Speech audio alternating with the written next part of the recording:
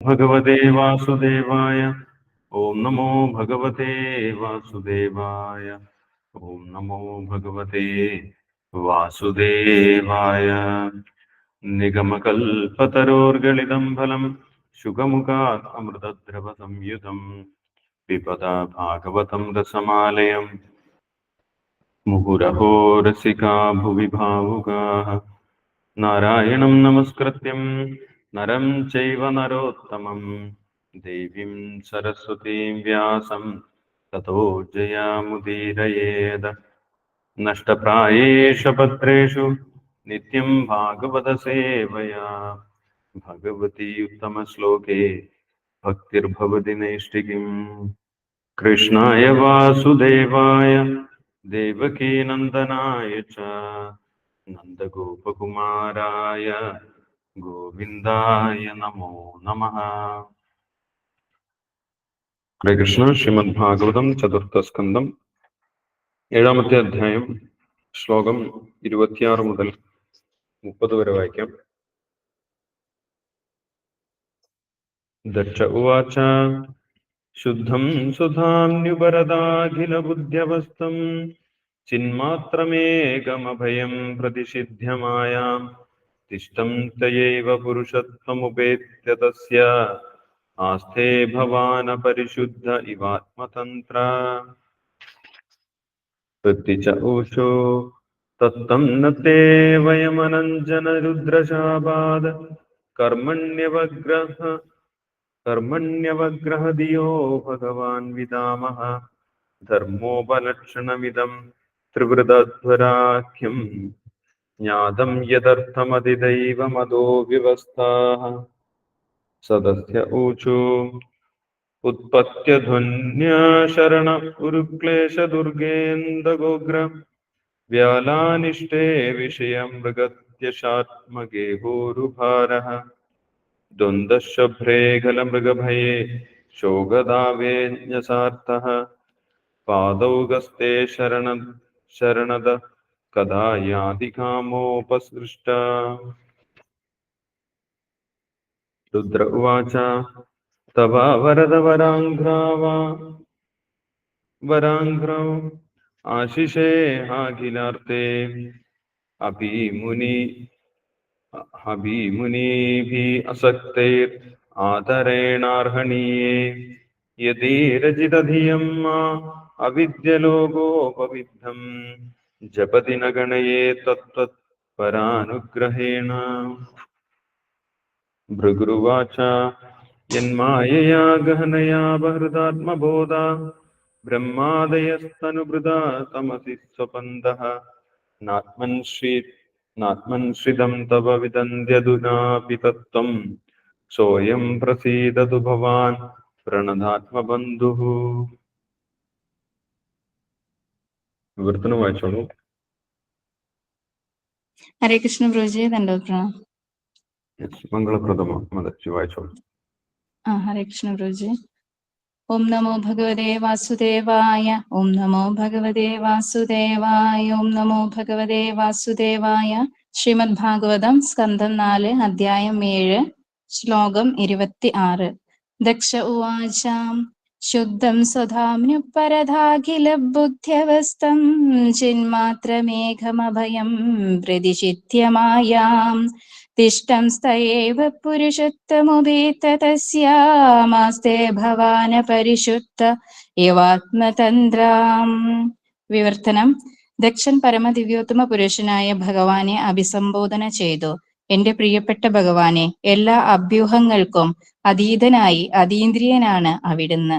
നിർഭയനായ അങ്ങ് സമ്പൂർണമായും ആധ്യാത്മികവും എപ്പോഴും ഭൗതിക ശക്തിയെ നിയന്ത്രിക്കുന്നവനും ആകുന്നു. ഭൗതിക ശക്തിയിൽ പ്രത്യക്ഷനാകുന്നുണ്ടെങ്കിലും ഭഗവാൻ സദാ അതീന്ദ്രിയതയിൽ സ്ഥിതി ചെയ്യുന്നവനാണ്. സ്വയം പര്യാപ്തനാകയാൽ സർവ ഭൗതിക മാലിന്യങ്ങളിൽ നിന്നും മുക്തനുമാണ്. ശ്ലോകം 27. ഋത്യൂചോ തത്വം നതേ വയമനജ്ഞന രുദ്രശാഭാ കർമ്മണ്യവഗ്രഹധിയോ ഭഗവൻ വിധാമാ ധർമ്മോപലക്ഷണമിതം ത്രിവൃതധ്വരാഖ്യം ജ്ഞാതം യദർത്ഥമതിദൈവമധോ വ്യവസ്ഥ. വിവർത്തനം. പുരോഹിതന്മാർ ഭഗവാനെ അഭിസംബോധന ചെയ്തു: ഓ ഭഗവാനെ, ഭൗതിക കളങ്കങ്ങൾക്ക് അതീന്ദ്രിയനെ, ഭഗവൻ ശിവന്റെ അനുചരന്മാരുടെ ശാപത്താൽ ഫലേച്ഛാ കർമ്മങ്ങളിൽ ആസക്തരായി തീർന്ന ഞങ്ങൾ ഇപ്പോൾ പതിതരുമായിരിക്കുന്നു. അതിനാൽ അങ്ങയെക്കുറിച്ച് ഞങ്ങൾക്ക് ഒന്നും തന്നെ അറിയില്ല. നേരെ മറിച്ച് ഞങ്ങളിപ്പോൾ വൈദിക ജ്ഞാനത്തിന്റെ 3 വിഭാഗങ്ങളുടെ അനുശാസനങ്ങൾക്ക് വിധേയരായി യജ്ഞമെന്ന പേരിലുള്ള ആചാരങ്ങൾ അനുഷ്ഠിക്കുന്നതിൽ മുഴുകിയിരിക്കുകയാണ്. ദേവന്മാർക്ക് യഥാക്രമമുള്ള അവരുടെ യജ്ഞവിഹിതം ലഭ്യമാക്കാൻ ആവശ്യമായ ക്രമീകരണങ്ങൾ അവിടുന്ന് ചെയ്തിട്ടുണ്ടെന്ന് ഞങ്ങൾക്ക് അറിയാം. ശ്ലോകം 28. സദസ്യാ ഊജോ ഉൽപദ്ധ്യധന്യശരണ ഉരുക്ലേശദുർഗേന്ദുഘോഘ്രാ വ്യാളാനിഷ്ടേ വിഷയമൃഗതൃഷ്ണാത്മഗേഹോരുഭാരാ ദ്വന്ദ്വശോഭ്രേഖലമൃഗപൈശോഗദാവേ അജ്ഞസാർത്താ പാദൗഗസ്ത്യ ശരണധാ കഥാ യാതി കാമോപസൃഷ്ടാ. വിവർത്തനം. സഭയിലെ അംഗങ്ങൾ ഭഗവാനെ അഭിസംബോധന ചെയ്തു: കുഴപ്പം പിടിച്ച ജീവിതത്തിൽ അകപ്പെടുന്ന ഏവരുടെയും പ്രത്യേക അഭയമേ, ബദ്ധാസ്തിത്വത്തിന്റെ ഈ ഭയാനകമായ കോട്ടയിൽ ദംശിക്കാൻ സദാ അവസരം പാർത്തിരിക്കുന്ന സർപ്പത്തെ പോലെ കാലഘടകം പതിയിരിക്കുന്നു. ദുഃഖമെന്നും സന്തോഷമെന്നും പറയപ്പെടുന്നവയുടെ ഗർത്തങ്ങളും ആക്രമിക്കാൻ തയ്യാറായി നിൽക്കുന്ന മൃഗങ്ങളും നിറഞ്ഞതാണ് ഈ ലോകം. ദുഃഖത്തിന്റെ അഗ്നി സദാ ജ്വലിക്കുന്നു. മിഥ്യയായ സന്തോഷത്തിന്റെ തൃഷ്ണകൾ സദാ വശീകരിക്കുന്നു. അവയിൽ നിന്ന് രക്ഷപ്പെടാൻ ആർക്കും ഒരാശ്രയവുമില്ല. ജനിമൃതികളുടെ ആവർത്തന ചക്രത്തിന്റെ ദുരിതപൂർണതയിൽ കർമ്മമെന്ന് പറയപ്പെടുന്നവ അനുഷ്ഠിച്ചുകൊണ്ട് നിരന്തരം തുടരുന്ന വിഡ്ഢികളായ വ്യക്തികൾ അങ്ങയുടെ പങ്കജപാദങ്ങളിൽ എപ്പോഴാണോ ശരണം പ്രാപിക്കുക എന്ന് ഞങ്ങൾക്കൊരു രൂപവുമില്ല. ശ്ലോകം 29. രുദ്രൗവാച തവ വരദ വരാംഗ്രാവാശിഷേഹാഖിലാർത്ഥേ ഹെവിമുനിഭിരക്തേരാദരേണാർഹണീയേ യദി രചിതദിയം മാ വിദ്യലോകോ ഭവിത്തം ജപദിനഗണയേ തത് പരാനുഗ്രഹേണ. വിവർത്തനം. മഹാദേവൻ പറഞ്ഞു: എന്റെ പ്രിയപ്പെട്ട ഭഗവാനെ, എല്ലാ അനുഗ്രഹങ്ങളുടെയും ഉറവിടവും എല്ലാ ആഗ്രഹങ്ങളുടെയും സാഫല്യവും ആരാധ്യാർഹമായതിനാൽ മുക്തരായ സകല മുനിമാരാലും ആരാധിക്കപ്പെടുന്നതുമായ അങ്ങയുടെ ചരണാരവിന്ദങ്ങളിൽ ഞാൻ എന്റെ മനസ്സും അവബോധവും സർവദാ ഉറപ്പിച്ചിരിക്കുന്നു. എന്റെ മനസ്സ് അവിടുത്തെ അരവിന്ദ പാദങ്ങളിൽ ഉറച്ചിരിക്കുന്നതിനാൽ എന്റെ കർമ്മങ്ങളിൽ പരിശുദ്ധമല്ലെന്ന് ആരോപിച്ച് ആളുകൾ എന്നെ അപഹസിക്കുമ്പോൾ ഞാൻ അസ്വസ്ഥനാകാറില്ല. അവരുടെ കുറ്റാരോപണങ്ങൾ ഗൗനിക്കാറില്ലാത്ത ഞാൻ അനുകമ്പ മൂലം അവരോട് ക്ഷമിക്കുന്നു, അങ്ങ് എല്ലാ ജീവസത്തകളോടും സഹതാപം പ്രകടിപ്പിക്കുന്നത് പോലെ. ശ്ലോകം 30. ഭൃഗുരുവാച എന്മായയാ ഗഹനയാ ബഹൃദാത്മബോധാ ബ്രഹ്മാദയസ്തനുവൃതസ്തമസി സ്വബന്ധാ നാത്മൻ ശ്രിതം തവ വിദന്ത്യധുനാപി തത്വം സോയം പ്രസീദതു ഭവാൻ പ്രണതാത്മബന്ധു. വിവർത്തനം. ശ്രീ ഭൃഗു പറഞ്ഞു: എന്റെ പ്രിയപ്പെട്ട ഭഗവാനെ, പരമോന്നതനായ ബ്രഹ്മാവ് മുതൽ ഏറ്റവും താഴെയുള്ള ഉറുമ്പ് വരെ എല്ലാ ജീവസത്തകളും മായാശക്തിയുടെ അതിലംഘനീയമായ വശ്യതയുടെ സ്വാധീനത്തിൽ കീഴിലായതിനാൽ അവയുടെ വ്യവസ്ഥാപിതമായ പദവിയെക്കുറിച്ച് അജ്ഞരായിരിക്കുന്നു. എല്ലാവരും ശരീരസങ്കല്പത്തിൽ വിശ്വസിക്കുന്നതിനാൽ മായയുടെ ഇരുട്ടിൽ ഇഴുകിച്ചേരുന്നു. വാസ്തവത്തിൽ അങ്ങ് എങ്ങനെയാണ് ഓരോ ജീവിയിലും പരമാത്മാവായി ജീവിക്കുന്നതെന്നോ അങ്ങ് പരമമായ അവസ്ഥയിലാണെന്നോ മനസ്സിലാക്കാൻ അവർക്ക് കഴിവില്ല. പക്ഷെ അങ്ങ് സകല ആത്മാക്കളുടെയും സുഹൃത്തും സംരക്ഷകനുമാകുന്നു. ആകയാൽ ഞങ്ങളോട് കനിവുണ്ടാവുകയും ഞങ്ങളുടെ സമസ്ത അപരാധങ്ങളും പൊറുക്കുകയും ചെയ്യണം. ഹരേ കൃഷ്ണ കൃഷ്ണ കൃഷ്ണ ഹരേ ഹരേ, ഹരേ രാമ രാമ രാമ ഹരേ ഹരേ. ഹരേ കൃഷ്ണ പ്രഭുജി. താങ്ക് യു പ്രഭുജി. ഹരേ കൃഷ്ണ. താങ്ക് യു മംഗളപ്രദ ഈശാനി ദേവിദാസി മാതാജി. ഹരേ കൃഷ്ണ. യെസ്, ഇവിടെ നമ്മൾ കാണുന്നത് ഭഗവാൻ യജ്ഞവേദിയിൽ പ്രത്യക്ഷനായി ദക്ഷൻ ഋഗ്വേദ മന്ത്രങ്ങൾ ജപിച്ചുകൊണ്ട് ശുദ്ധമായുള്ള ഹവിസ് അഗ്നിയിൽ അർപ്പിച്ച സമയത്ത്, പ്രാർത്ഥനകളോടുകൂടി അർപ്പിച്ച സമയത്ത് ദക്ഷൻ ദേവന്മാർക്കും അവിടെ കൂടിയിട്ടുള്ള സഭയിലുള്ള എല്ലാവർക്കും പ്രത്യക്ഷനായി. ആ സമയത്ത് ദക്ഷന്റെ നേതൃത്വത്തിലുള്ള എല്ലാ ദേവന്മാരും ഭഗവാനെ സ്തുതിച്ചുകൊണ്ട് പറയുന്നതാണ് നമ്മളിവിടെ വായിച്ചിട്ടുള്ളത്. അവർക്കെല്ലാവർക്കും ഭഗവാനെ എങ്ങനെയാണ് സ്തുതിക്കേണ്ടത് എന്നുള്ള കാര്യം വ്യക്തമായിട്ട് അറിയാം. ഭഗവാൻ സർവൈശ്വര്യ സമ്പൂർണനായി 8 കൈകളോടുകൂടി അവരുടെ മുന്നിൽ പ്രത്യക്ഷനായിട്ടുണ്ടായിരുന്നു. ആ ഭഗവാന്റെ രൂപമെല്ലാം നമ്മൾ കഴിഞ്ഞ ദിവസം ചർച്ച ചെയ്തിട്ടുണ്ടായിരുന്നു. ഇവിടെ ദക്ഷൻ ഭഗവാനെ കീർത്തിച്ചുകൊണ്ട് പറയുന്നതാണ്. ഭഗവാന്റെ അതീന്ദ്രിയമായിട്ടുള്ള അവസ്ഥയെക്കുറിച്ചാണ് ദക്ഷൻ പറയുന്നത്. പരമദിവ്യോത്തമ പുരുഷനായ ഭഗവാനെ അഭിസംബോധന ചെയ്തു. എന്റെ പ്രിയപ്പെട്ട ഭഗവാനെ, എല്ലാ അഭ്യൂഹങ്ങൾക്കും അതീതനായി അതീന്ദ്രിയനാണ് അവിടുന്ന്. ഭഗവാനെ നമ്മൾക്ക് നമ്മുടെ ചിന്താശക്തി കൊണ്ട് പോലും മനസ്സിലാക്കാൻ സാധിക്കില്ല.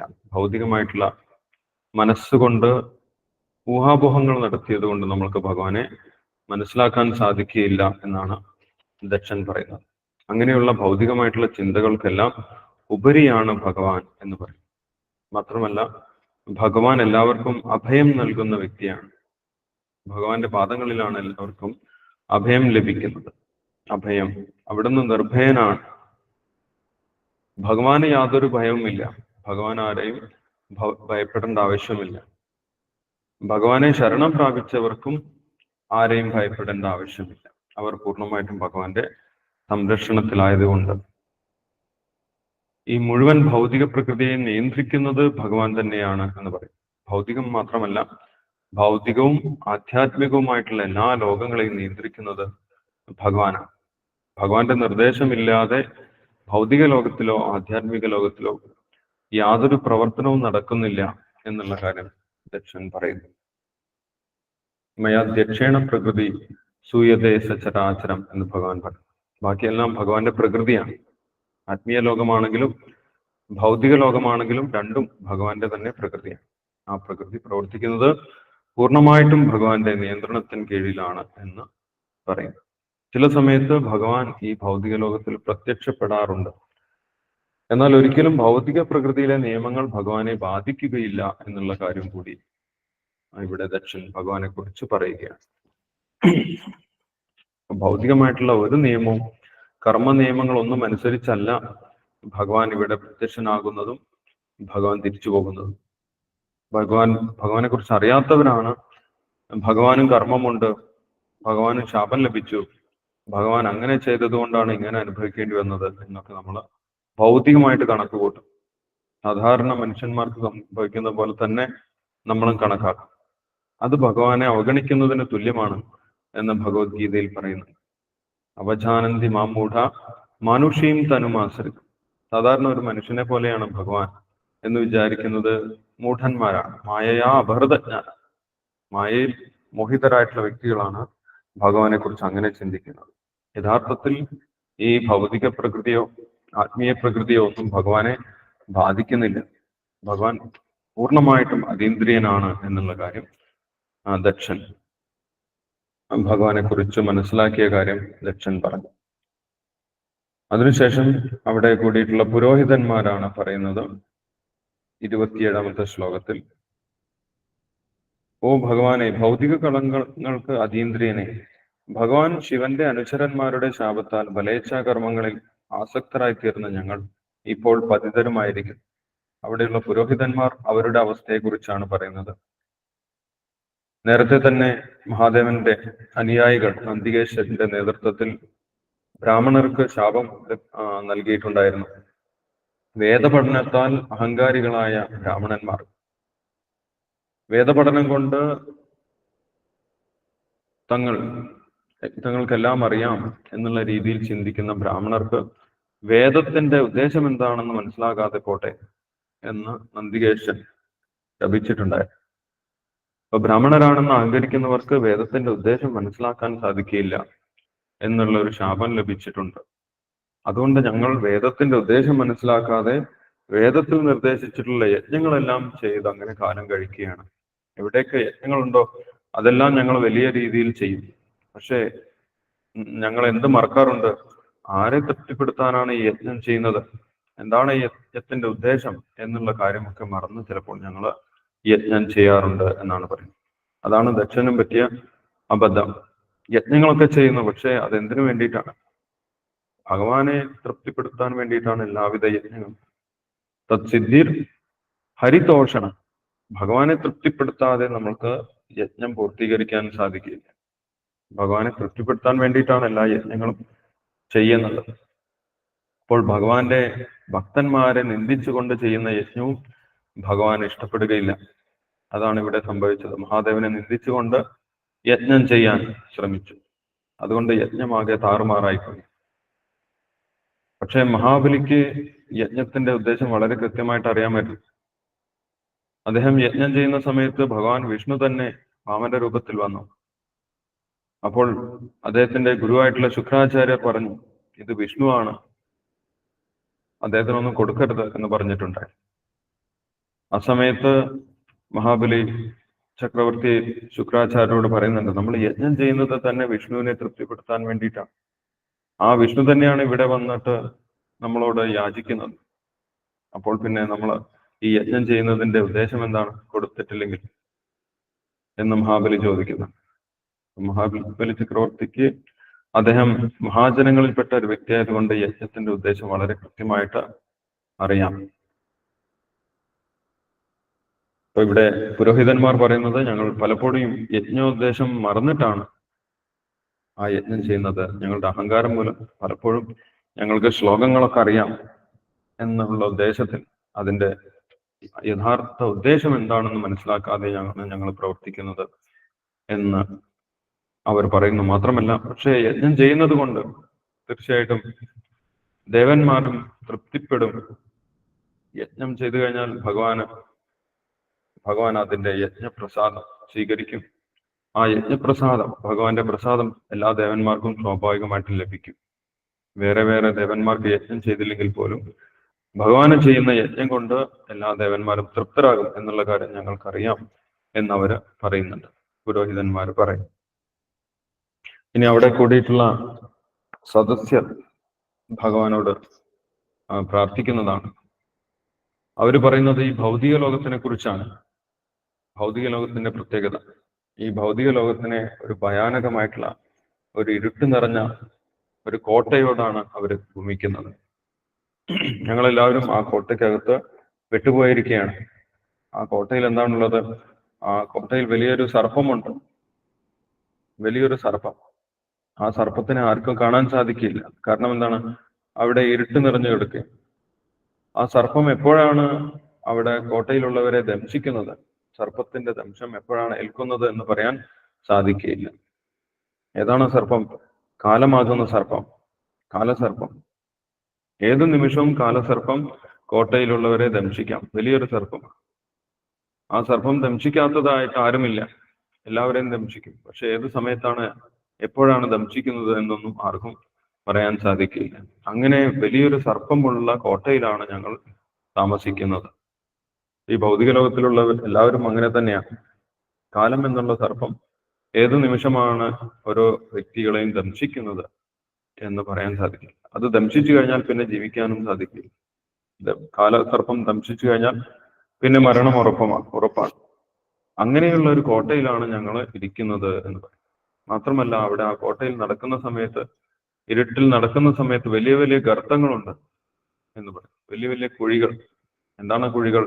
സുഖവും ദുഃഖവും എന്ന് പറഞ്ഞിട്ടുള്ള കുഴികൾ. രണ്ടും കുഴികൾ തന്നെയാണ് എന്ന് പറയും. സുഖം നല്ലതാണ് എന്നിവിടെ പറയുന്നു. സുഖമാണെങ്കിലും ദുഃഖമാണെങ്കിലും ഗർത്തങ്ങൾ തന്നെയാണ്. രണ്ടിലും പെട്ടുപോകും, രണ്ടിലും വീണുപോകും. സുഖത്തിൽ വീണുപോകും, ദുഃഖത്തിലും വീണുപോകും എന്നാണ് പറയുന്നത്. അങ്ങനെയുള്ള കുഴികളാണ് സുഖവും ദുഃഖവും, മാറി മാറി കുഴികളുണ്ട് എന്ന് പറയും. ഇനി അവിടെ ചില ക്രൂര മൃഗങ്ങളുണ്ട് എന്ന് പറയുന്നു. ആ ക്രൂര മൃഗങ്ങൾ മറ്റുള്ള വ്യക്തികൾ അല്ലെങ്കിൽ മറ്റുള്ള മൃഗങ്ങൾ ഇങ്ങനെ പല വിധത്തിൽ ഉപദ്രവിക്കുന്നു. പല വിധത്തിലുള്ള മൃഗങ്ങളാൽ ഉപദ്രവിക്കപ്പെടുന്നത് പോലെയാണ് ഈ ലോകത്ത് ജീവിക്കുന്നത് എന്ന് പറയും. പലരും നമ്മളെ ഉപദ്രവിക്കാനായിട്ടുണ്ടാകും. അങ്ങനെയുള്ള ക്രൂര മൃഗങ്ങൾ നിറഞ്ഞിട്ടുള്ളതാണ് ഈ ഒരു ലോകം എന്ന് പറയും. മാത്രമല്ല ആ ലോകത്തിലുള്ള എല്ലാവരുടെയും മനസ്സിൽ വലിയൊരു അഗ്നി പുകയുന്നുണ്ട് എന്നാണ് പറയുന്നത്. വലിയൊരു അഗ്നി ജ്വലിക്കുന്നുണ്ട്. എന്താണ്? ദുഃഖത്തിന്റെ അഗ്നി. വലിയ വലിയ ദുഃഖങ്ങളും ദുരിതങ്ങളും അനുഭവിക്കേണ്ടി വരും. അതിനെക്കുറിച്ച് ചിന്തിച്ച് വലിയ ആധിയാണ്, ആ മനസ്സിലുണ്ടാകുന്ന ആധിയാണ് അഗ്നി എന്ന് പറയും. അവരുടെ ആ കോട്ടയിലുള്ള എല്ലാവരുടെയും ഹൃദയത്തിൽ വലിയ അഗ്നി ജ്വലിക്കുന്നുണ്ട് എന്ന് പറയും. അവിടെ അവരെ ആകർഷിക്കുന്നത് എന്താണ്? അവരെ ആകർഷിക്കുന്നത് മിഥ്യയായ സന്തോഷത്തിന്റെ തൃഷ്ണകൾ. സന്തോഷം ലഭിക്കും എന്നുള്ള ഒരു ചിന്തയിലാണ് അവര് പല കാര്യങ്ങളും ചെയ്യുന്നത്. ആ ഗുഹയ്ക്കകത്ത് അങ്ങോട്ടും ഇങ്ങോട്ടും ഓടി നടന്ന് പലതും ചെയ്തു നോക്കുന്നുണ്ട്. സന്തോഷം ലഭിക്കും, ഇവിടെ സുഖം ലഭിക്കും എന്നുള്ള രീതിയിൽ അവർ ഓടി ഓടി നടന്ന് പല കാര്യങ്ങളും ചെയ്തു നോക്കുകയാണ്. പക്ഷെ യഥാർത്ഥത്തിൽ അതിന്റെ പുറകിൽ, സുഖത്തിന്റെ പുറകിലൊക്കെ വലിയ വലിയ കഷ്ടപ്പാടുകളാണ് അവർക്ക് അനുഭവിക്കേണ്ടി വരുന്നത് എന്നുള്ള കാര്യം പറയാം. കർമ്മം എന്ന് പറയപ്പെടുന്നവ അനുഷ്ഠിച്ചുകൊണ്ട് നിരന്തരം തുടരുന്ന വിഡ്ഢികളായ വ്യക്തികൾ അങ്ങയുടെ പങ്കജപാദങ്ങളിൽ എപ്പോഴാണോ ശരണം പ്രാപിക്കുന്നത്? ഞാൻ കർമ്മം ചെയ്ത് രക്ഷപ്പെടും എന്ന് വിചാരിക്കുന്ന ആളുകളെ ഇവിടെ അവര് ആ സദസ്യർ എന്താണ് പറയുന്നത്? അവർ വിഡ്ഢികളാണ്. അവരെത്ര കർമ്മം ചെയ്തു കഴിഞ്ഞാലും ഈ ഗുഹയ്ക്കകത്തു നിന്ന് പുറത്തേക്ക് പോകാൻ സാധിക്കുന്നില്ല. വീണ്ടും വീണ്ടും വ്യത്യസ്തമായിട്ടുള്ള കർമ്മങ്ങളൊക്കെ ചെയ്തു കൂട്ടേണ്ടി വരും. എപ്പോഴാണ് അവര് ഭഗവാനെ ശരണം പ്രാപിക്കുന്നത്? അങ്ങനെ ഭഗവാനെ ശരണം പ്രാപിച്ചാൽ മാത്രമേ അവർക്ക് ഈ ഗുഹയ്ക്കകത്തു നിന്നും പുറത്തു കടക്കാൻ സാധിക്കുകയുള്ളൂ. അല്ല, ഗുഹ എന്ന് പറയുന്നത് എന്താണ്?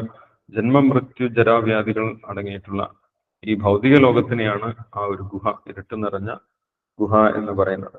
അവിടെ വലിയ കാലഘടകം എന്ന് പറയുന്ന ഒരു സർപ്പമുണ്ട്. അതേപോലെ സുഖദുഃഖങ്ങൾ എന്ന് പറയുന്ന വലിയ വലിയ ഗർത്തങ്ങളുണ്ട്. അവിടെ ആക്രമിക്കാൻ തയ്യാറായി നിൽക്കുന്ന ക്രൂര മൃഗങ്ങളുണ്ട്. മനസ്സിൽ എപ്പോഴും വലിയൊരു അഗ്നി, ദുഃഖത്തിൻ്റെതായിട്ടുള്ള അഗ്നി പുകഞ്ഞുകൊണ്ടിരിക്കുന്നുണ്ട്. അങ്ങനെയുള്ള ലോകത്ത് എല്ലാവരും സുഖം ലഭിക്കുമെന്ന് വിചാരിച്ച് ഓടി നടന്ന് കർമ്മങ്ങൾ ചെയ്യുകയാണ്. അവർ വിഡ്ഢികളായിട്ടുള്ള ആളുകളാണ്. അവരെപ്പോഴാണ് ഭഗവാനെ ശരണം പ്രാപിക്കുന്നത് എന്നാണ് ഞങ്ങൾ ചിന്തിക്കുന്നത് എന്നുള്ള കാര്യം അവിടെയുള്ള സദസ്യർ ഭഗവാനോട് പറഞ്ഞു. അവര് ഭഗവാന്റെ ഭക്തന്മാരാണ്. അതുകൊണ്ട് എല്ലാവരും ഭഗവാനെ ശരണം പ്രാപിക്കണമെന്നാണ് അവർ ആഗ്രഹിക്കുന്നത്. അങ്ങനെയാണെങ്കിൽ മാത്രമേ അവർക്കും രക്ഷ നേടുകയുള്ളൂ. ഞങ്ങൾ മാത്രം രക്ഷപ്പെട്ടാൽ പോരാ, എല്ലാവരും ആ ഗുഹയ്ക്കകത്ത് പെട്ടിട്ടുള്ള എല്ലാവരും രക്ഷപ്പെടണമെന്നാണ് അവർ ചിന്തിക്കുന്നത്. അതുകൊണ്ടാണ് അവർ മറ്റുള്ളവരെ കുറിച്ച് പറയുന്നത്. ഇവരെപ്പോഴാണ് ഭഗവാനെ ശരണം പ്രാപിക്കാൻ പോകുന്നത് എന്നാണ് ഞങ്ങൾ ചിന്തിക്കുന്നത്. ഞങ്ങൾ അവരെ കുറിച്ച് ചിന്തിച്ച് ദുഃഖിതരാണ് എന്നുള്ള കാര്യം അവിടെ കൂടിയിട്ടുള്ള ആ സദസ്യർ, യജ്ഞവേദിയിലുള്ള സദസ്യർ ഭഗവാനോട് പറഞ്ഞു. പിന്നീട് മഹാദേവൻ തന്നെ പറയുന്നതാണ്, രുദ്ര ഉവാച, രുദ്രൻ ഭഗവാന്റെ സ്ഥാനത്തിനെ കുറിച്ചാണ് പറയുന്നത്. ഭഗവാന്റെ പൊസിഷൻ, ഭഗവാന്റെ സ്ഥാനം എന്താണ്? എല്ലാ അനുഗ്രഹങ്ങളുടെയും ഉറവിടവും എല്ലാ ആഗ്രഹങ്ങളുടെയും സാഫല്യവും ആരാധ്യാർഹമായതിൽ മുക്തരായ സകല മുനിമാരാലും ആരാധിക്കപ്പെടുന്നവരുമായ അങ്ങയുടെ ചരണാരവിന്ദങ്ങളിൽ ഞാൻ എൻ്റെ മനസ്സും അവബോധവും സർവഥാ ഉറപ്പിച്ചിരിക്കുന്നു. എല്ലാവരാലും ആരാധിക്കപ്പെടേണ്ടുന്ന വ്യക്തിയാണ് ഭഗവാൻ. ശിവവിരഞ്ജിനുത, മഹാദേവനാലും ബ്രഹ്മാവിനാലും ആരാധിക്കപ്പെടുന്ന വ്യക്തിയാണ് ഭഗവാൻ വിഷ്ണു അല്ലെങ്കിൽ ഭഗവാൻ ശ്രീകൃഷ്ണൻ. അപ്പൊ താൻ ആരാധിക്കുന്നതും ഭഗവാനെ തന്നെയാണ്. തനിക്ക് എങ്ങനെയാണ് ഇങ്ങനെ ഒരു സ്ഥാനം, മഹാദേവൻ, എല്ലാ ദേവന്മാരുടെയും ദേവൻ എന്നുള്ള സ്ഥാനം ലഭിച്ചിട്ടുള്ളത്? അത് ഞാൻ ഭഗവാനെ നിരന്തരം ആരാധിക്കുന്നത് കൊണ്ടാണ്.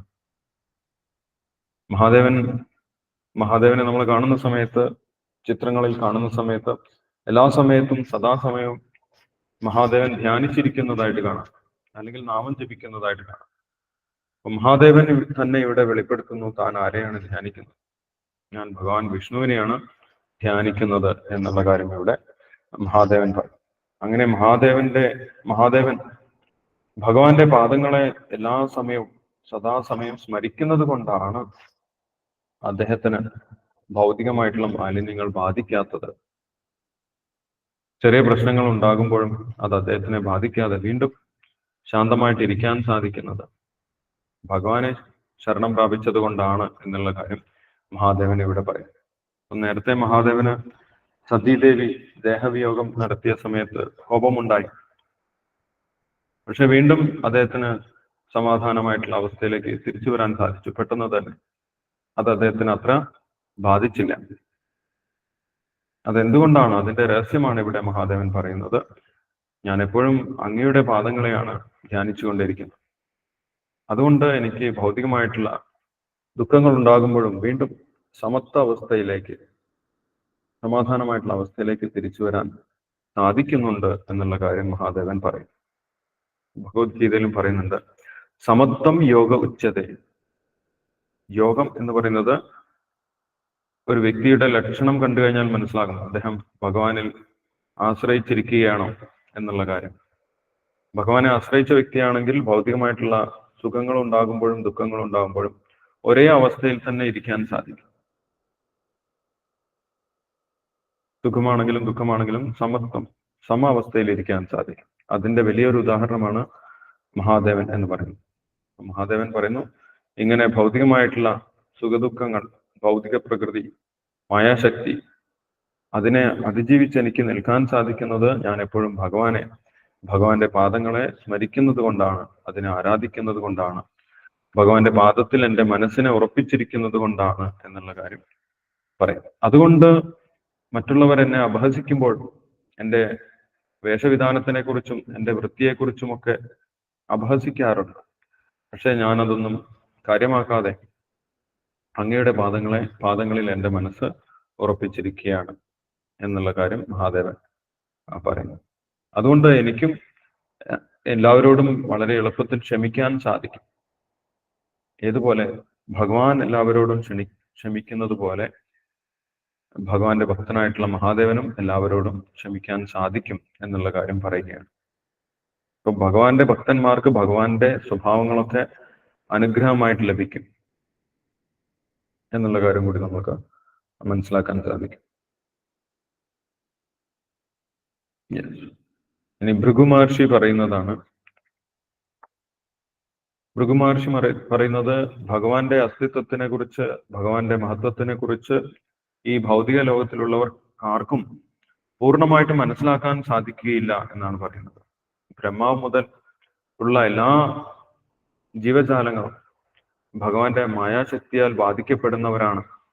അതുകൊണ്ട് ഭഗവാന്റെ യഥാർത്ഥ അവസ്ഥ എന്താണ്, ഭഗവാന്റെ മഹത്വം എന്താണ് എന്ന് പൂർണ്ണമായിട്ട് മനസ്സിലാക്കാൻ അവർക്ക് സാധിക്കുന്നില്ല. ഭഗവാന്റെ അനുഗ്രഹം കൊണ്ട് മാത്രമാണ് അവർക്ക് ഭഗവാനെ കുറിച്ച് കുറച്ചെങ്കിലും മനസ്സിലാക്കാനും ഇപ്പോൾ ഭഗവാനെ ദർശിക്കാനും സാധിച്ചിട്ടുള്ളത്. ബാക്കി എല്ലാവരും യഥാർത്ഥത്തിൽ ഈ ഭൗതിക ലോകത്തിലുള്ള എല്ലാവരും, ബ്രഹ്മാവ് ഉൾപ്പെടെയുള്ള എല്ലാ ജീവാത്മാക്കളും മായയിൽ പെട്ട് കിടക്കുന്നവരാണ് എന്ന് പറയും. അതുകൊണ്ട് ഞങ്ങൾ അറിയാതെ ചെയ്തിട്ടുള്ള തെറ്റുകളൊക്കെ പൊറുക്കണം എന്നുള്ള കാര്യമാണ് ഭൃഗു മഹർഷി പറയുന്നത്. അപ്പൊ ഭൃഗു മഹർഷിക്ക് മനസ്സിലായി മഹാദേവനെ അപമാനിച്ചതും മഹാദേവന്റെ ഭൂതഗണങ്ങളെ ശപിച്ചതും തെറ്റായിപ്പോയി എന്ന് ഭൃഗു മഹർഷിക്ക് മനസ്സിലായി. അതെല്ലാം ഞങ്ങൾ മായയിൽപ്പെട്ട് അറിയാതെ ചെയ്തു പോയതാണ്. അതുകൊണ്ട് ഞങ്ങളുടെ എല്ലാ അപരാധങ്ങളും ക്ഷമിക്കണം എന്ന് ഭൃഗു മഹർഷി ദക്ഷന് വേണ്ടിയിട്ടും അവിടെയുള്ള മറ്റു ബ്രാഹ്മണർക്ക് വേണ്ടിയിട്ടും ഭഗവാനോട് പ്രാർത്ഥിച്ചു. ഓക്കെ, ഇനിയും ബ്രഹ്മാവ്, അതേപോലെ ഇന്ദ്രൻ, അഗ്നിദേവൻ, അവിടെ കൂടിയിട്ടുള്ള പത്നിമാർ, ഋഷിമാർ, ഇവരെല്ലാവരും സ്തുതിക്കുന്നുണ്ട്. അത് നമുക്ക് അടുത്ത ദിവസം വായിക്കാം, നാമം ജപിക്കാം. ഹരേ കൃഷ്ണ. ഹരേ കൃഷ്ണ പ്രഭുജി. ഹരേ കൃഷ്ണ. ഹരേ കൃഷ്ണ പ്രഭുജി. ഹരേ കൃഷ്ണ. जय श्री कृष्ण चैतन्य प्रभु नित्यानंद श्री अद्वैत गदाधर श्रीवासादि गौरभक्तवृंद हरे कृष्ण कृष्ण कृष्ण हरे हरे हरे राम राम राम हरे हरे हरे कृष्ण कृष्ण कृष्ण हरे हरे हरे राम राम राम हरे हरे हरे कृष्ण कृष्ण कृष्ण हरे हरे हरे राम राम राम हरे हरे हरे कृष्ण कृष्ण कृष्ण हरे हरे हरे राम राम राम हरे हरे हरे कृष्ण कृष्ण कृष्ण हरे हरे हरे राम राम राम हरे हरे हरे कृष्ण कृष्ण कृष्ण हरे हरे हरे राम राम राम हरे हरे हरे कृष्ण कृष्ण कृष्ण हरे हरे हरे राम राम राम हरे हरे हरे कृष्ण कृष्ण कृष्ण हरे हरे हरे राम राम राम हरे हरे हरे कृष्ण कृष्ण कृष्ण हरे हरे हरे राम राम राम हरे हरे हरे कृष्ण कृष्ण कृष्ण हरे हरे हरे राम राम राम हरे हरे हरे कृष्ण कृष्ण कृष्ण हरे हरे हरे राम राम हरे हरे हरे कृष्ण कृष्ण कृष्ण हरे हरे हरे राम राम राम हरे हरे हरे कृष्ण कृष्ण कृष्ण हरे हरे हरे राम राम राम हरे हरे हरे कृष्ण कृष्ण कृष्ण हरे हरे हरे राम